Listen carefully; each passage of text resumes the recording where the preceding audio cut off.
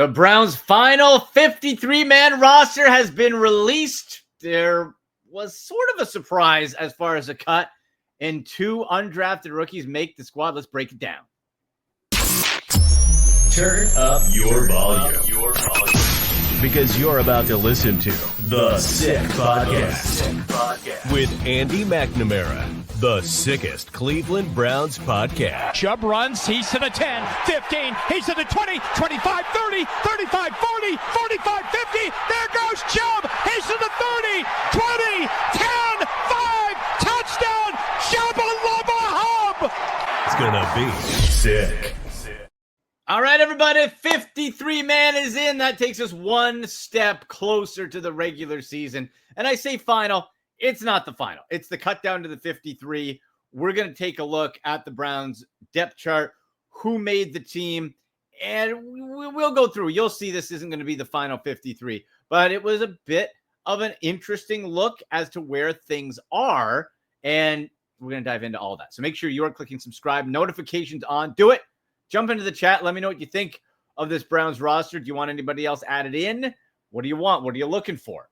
Follow us on X at SickPodBrowns, at AndyMC81. Remember, Fantasy Football Talk, hashtag Ask Andy. Jump in there. We'll have Michael Fabiano from Sports Illustrated, senior fantasy analyst, joining me on Wednesday. So cannot wait for that. But in the meantime, make sure you're following us on all those socials. And let's take a look at the first part of this Browns 53. Producer Shane, if you can pop up the offense. There we go. So no surprise. We got Joe Flacco starting quarterback. We knew that. The question sort of was, and it was expected to be Dillon Gabriel second. Kevin Stefanski spoke at the presser earlier this afternoon and said Dillon's getting better and better each day. And it was clear from that final preseason game. And look, the now departed Kenny Pickett had looked phenomenal in preseason. Some players look fantastic in preseason, and it doesn't mean squat in the regular season. So we keep that in mind. But Shedeur Sanders still showed, I think his upside is higher than Gabriel's, but he's taking too long to process. He just is on the field. He's floating backwards. He's doing what he did in college. He needs to be coached up. Is he going to get that coaching up here? I don't know. But right now, Dillon Gabriel is the number 2. What does that mean? Well, it means if Joe Flacco goes down, kids, we are screwed. Straight up. But really, if you think of it, that's most teams, right? Like Lamar Jackson goes down. Everyone getting excited? No, you're going to let Josh Allen goes down for the Bills? No, Patrick Mahomes goes down. Doesn't work. So the backup quarterback sort of is what it is. But, man, I hope the best for Dillon Gabriel because he's wearing orange and brown. But that size still and where they took him still irks me. In any case, Dillon Gabriel, number 2. We got Shedeur Sanders still on the roster, number 3. Running backs. This is what I meant off the top. Jerome Ford and Dylan Sampson. 2 running backs on the 53. Now we know, and Kevin Stefanski said at that press conference to the Cleveland media, there's going to be more than 2 running backs on the roster. And it better be because this offense is predicated on the play action selling. Right now, you don't have an in-between the tackle runner. You don't. You release Pierre Strong, fine by me, injured. Sampson and Ford are more scat back types, not in between the tackle types on a regular basis. Of course, that gentleman is Quinshon Judkins, who remains unsigned still. Now, is it unsigned because of his agent? Is it unsigned because the Browns are waiting to see if a suspension is coming down? There's lots of hearsay we don't know. But all I know is we look at that depth chart, we look at that offense, there ain't no Quinshon Judkins. Could that mean somebody being added on? A name to watch. Cam Akers. Now, I'd love to get Nick Chubb back. Okay. I would love it. Apparently, word is he's not looking as explosive, looking sort of still like he did last year coming out of Houston. Hopefully, that's not the case. But I would take Nick Chubb back in a heartbeat based on I love Nick Chubb and I don't care. But Cam Akers is a name that jumped out to me. Got cut from the Saints the other day. And I look back. Cam Akers, remember, with the Rams. Lots of upside, tons of injuries, but the last 2 seasons has averaged 4.3 and 4.6 yards per carry, 4.6 last year. Now, they went with to stick with Condre Miller, and you have Alvin Kamara. They went younger with New Orleans. If you need a true in-between the tackle guy, even for an interim, until Judkins' thing gets sorted, Cam Akers is a name I think would look good, and you're getting that proper 4+ yards per carry that you need to truly have the play action pop, which is what that whole Kevin Stefanski offense needs with Joe Flacco. Now let's look at the wide receivers. How about Isaiah Bond? Apparently very impressive. He picked up the playbook and everything in 3 days, played in the preseason game, didn't get targeted, but this dude is popping. And Isaiah Bond, you get him the ball in space. He's the fastest guy on this roster. I might take a flyer on him later in fantasy too. He's not good at contested balls, battling with other defensive backs. Don't have him do that. I don't want him doing that. I want him in space. I want him moving. So Isaiah Bond makes the team. DeAndre Carter was rumored he was going to be cut. Wasn't. He's the return guy. They might mix him in here and there. Jerry Jeudy, WR1. And how about this? This is one of those unexpected signings. Gage Lavardane makes the team. Everybody loves this guy. And I am so glad that it looks like Andrew Berry continues to learn from past mistakes. Remember Austin Watkins the other year? This dude caught everything out of camp. No, didn't give him a shot. They're giving Gage Lavardane a shot. And he also looked pretty good returning punts. So you have sort of that angle to him. I don't think we're going to be seeing him a lot, but the kid worked his butt off, and apparently everybody loves him, and he can catch the ball from anybody. So I dig it. Jamari Thrash had a good camp. Now, he had a good camp last year as a rookie. Didn't get a chance to do anything. Will that come through this year? Well, I think a large part of that is going to depend on Cedric Tillman, my guy. We got the 2 signed rookie cards back there, said. I'd like to cash in on those one day if you don't mind, but you have to be on the field. Cedric Tillman to me still has all the potential. Oh, the size, the 50-50 jump ball can be sensational. But missed time with concussions and injuries throughout this camp. O-line, no surprise. They brought in KT Leviston via trade. So, that's fine. Postage looks, he had that scary knee injury or leg injury in the last preseason game. Made the roster, isn't on IR or anything, so we have to assume he's okay. And Luke Whippler, the probable future center, looked pretty good in relief. Tight ends. We know David Njoku, and we know my guy, Harold Fannin Jr. Oh, man, I can't wait to see how he's used in the regular season. I just think he is going to be an absolute chess piece for this offense. Then you got Brendan Bates and Blake Whiteheart. Your extra blocking guys. You need extra tight ends in this Stefanski offense, right? So that's fine. Special teams is the biggest shakeup. 2 years ago, we loved Dustin Hopkins. Couldn't miss. Loved him. Hero. Yay. Last year, missed the most kicks in football. And in this camp, he stunk again. Wasn't hitting PATs. Kickers, man, they're kind of like relief pitchers in baseball nowadays, right? Sometimes they just lose it. And then you go to a different location and he's good again. Dustin Hopkins seems like a great human. But as a kicker, he's cooked, at least in Cleveland. So, Andre Schmidt, who won the game, the last preseason game, is in. Look, like with any kicker, I'll love you until you give me a reason not to. Just make the damn kicks. I'm not saying you got to make 60-yard field goals. I want every freaking PAT made, and anything under 50 should be money. That's a pro kicker. That's an NFL kicker. You're under 50 yards, you should be making it every time, and you PATs. Over 50 is a bit of a crapshoot. Andre Schmidt's there. Cool. And Corey Bajorka is always money at punter pro bowler. Let's look at the defense now, Shane. Let's take a peek-see. All right. This is the other portion that is pretty interesting because we look at the defensive line. Now, Malik Collins, Myles Garrett, no surprise. Mason Graham, of course. Mike Hall Jr., and this is from Kevin Stefanski at a practice because Hall had missed all of camp. And he passed his physical, was added to the 53-man roster. This is courtesy of ESPN Cleveland. And Stefanski said on Hall, Mike Hall, Ohio State's Mike Hall, second year. I don't know the exact day that he's going to be back out here. I mean, he's doing great. Got to watch him work out yesterday. Looks really good, right where he needs to be. And he's worked extremely hard in this rehab. So excited about where he is. And we'll see where he is as the next couple days unfold. So that's good. That adds even more depth to an already stacked looking defensive line. Isaiah McGuire will be behind, at least initially, Alex Wright. They're going to be rotating on the opposite edge side of Myles Garrett, Cameron Thomas, Shoyinka too. I think Joe Tryon Shoyinka is going to be a bit of a dark horse because on definite rushing downs, definite passing downs, you put him in to rush the quarterback. That guy pinning back his ears can be real good. former first-round pick of the Bucks. The surprise, and I don't know if you guys saw the highlights from the Rams game. Aiden Huntington will be playing at Huntington Bank Field. How about that? This guy was straight up money. Check out from the NFL Network, Brian Baldinger. Baldy's been on the show before. Tremendous analyst. He was going over and slow down Huntington's move. His bend, guys, he folds in half. Like, it was unreal. Now you're going up against Rams players who weren't going to make the team. Doesn't matter. You can see the talent. So adding this guy to the mix, aren't the Browns overdue for a break? Can't we get a diamond in the rough star somewhere? I don't know what Aiden Huntington is going to be, but I want to see more of him. That's all I know.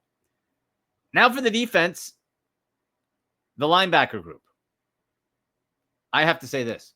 Carson Schwesinger, guys, arguably, we could be looking at Andrew Berry's best draft pick in his entirety in Cleveland. From his entire reign as GM with the Cleveland Browns, Carson Schwesinger is looking like an absolute stud. Comparisons to Clay Matthews. He's a rookie with the green dot calling the plays. He flies all over the field. He tackles. He can sack. You can line him up anywhere. Schwartz lined him up on the D line at one point. This is a guy who can be an absolute star. And I find it kind of ironic, too, because isn't it funny that the position group that the defense values least, which is linebacker on this Browns team, values linebacker least, have been Andrew Berry's arguably two best draft picks, JOK and Carson Schwesinger. Two of his very best draft picks have been linebackers that the team doesn't necessarily value. JOK, of course, not playing this year. So really, it's Carson Schwesinger, and then it's going to be a hodgepodge, right? Devin Bush, he's okay. Serviceable. You got all serviceable guys.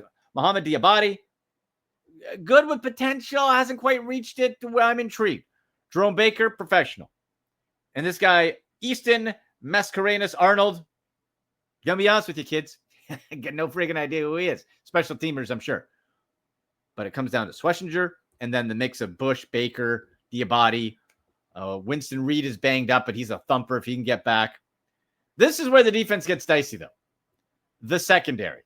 The front seven of the Browns better have their work boots on, because you have to create turnovers, pressure-based turnovers.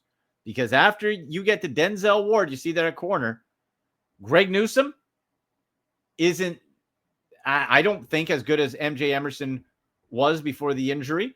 But Greg Newsome is outside. He wanted to play outside, never truly took to the nickel.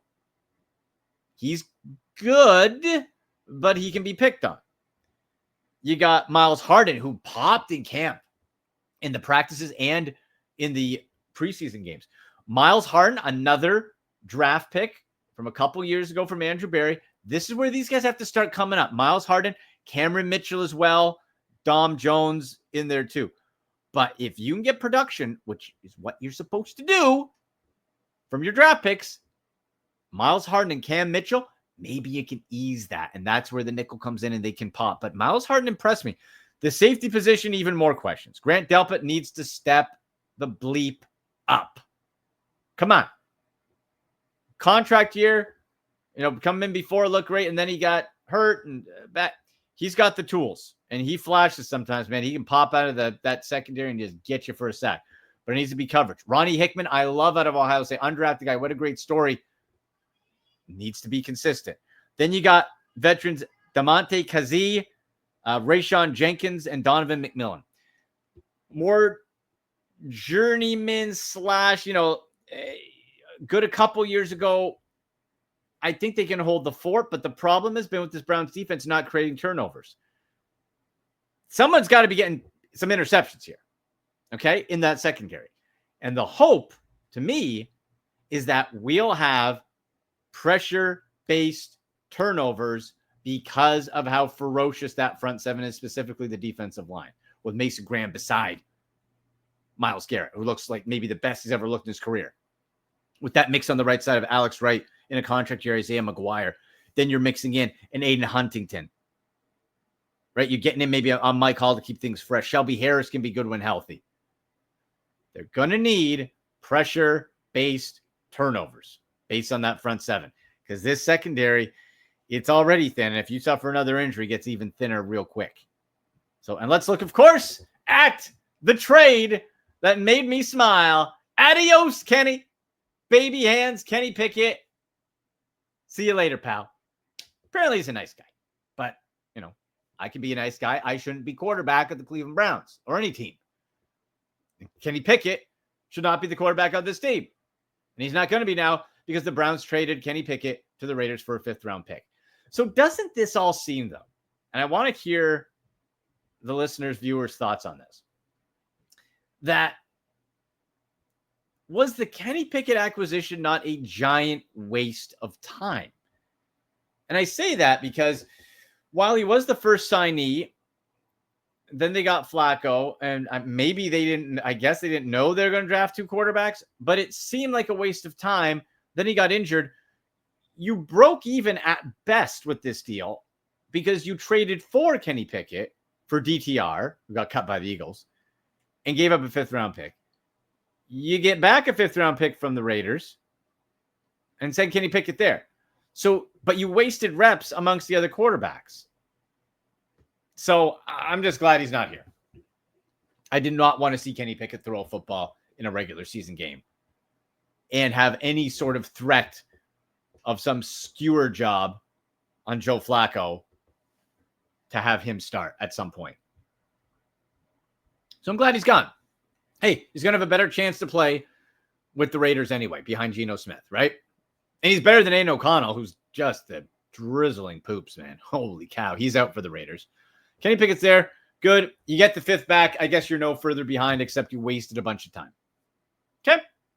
But that's what it was. I'm pleased overall with the roster. I'm intrigued with what else they're going to add at running back. A Nick Chubb reunion. Oh, God, Nick. That Chubb's rookie card right there, man. Please. He's not the same guy I get, but, man, that would just be... Doesn't the fan base deserve some joy?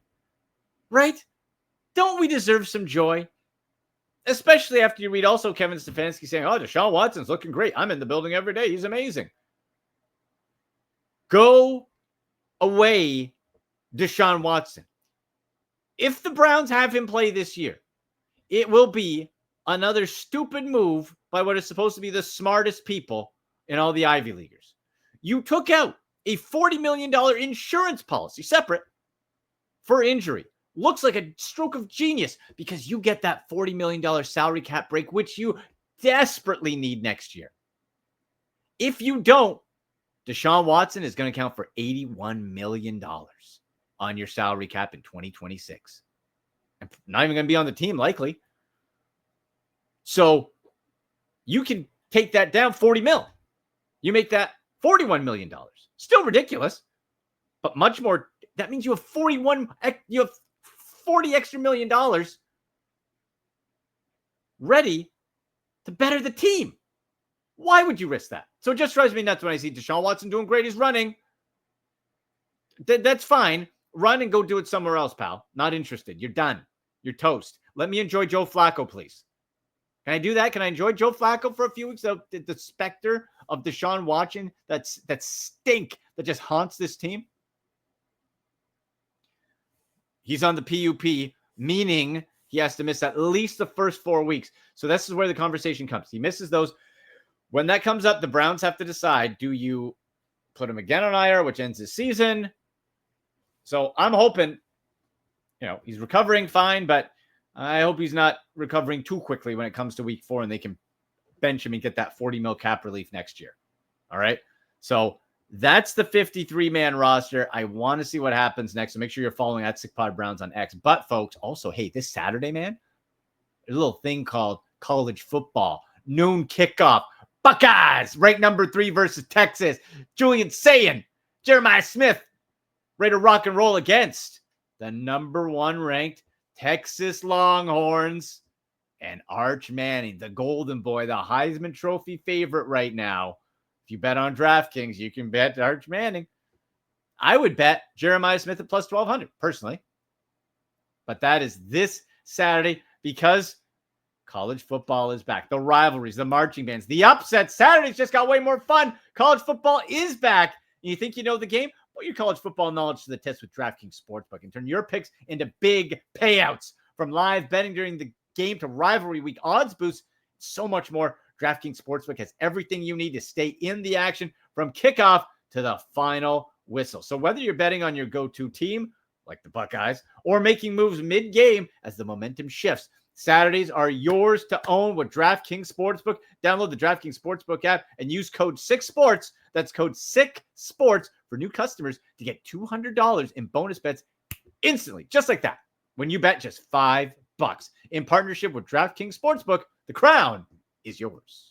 Gambling problem? Call 1-800-GAMBLER. In New York, call 877-8-HOPE-NY or text HOPE-NY 467-369. In Connecticut, help is available for problem gambling. Call 888-789-7777 or visit ccpg.org. Please play responsibly. On behalf of Boot Hill Casino and Resort in Kansas, 21 and over, age and eligibility varies by jurisdiction. Void in Ontario. Bonus bets expire 7 days after issuance. For additional terms and responsible gaming resources, see dkng.co/audio. There you go, folks. Browns 53. Let me know what you think. What do you like? What do you don't like? I'm so glad Dustin Hopkins is gone. Andre Schmidt. Let's go. Love you till you give me a reason not to, kicker. All right.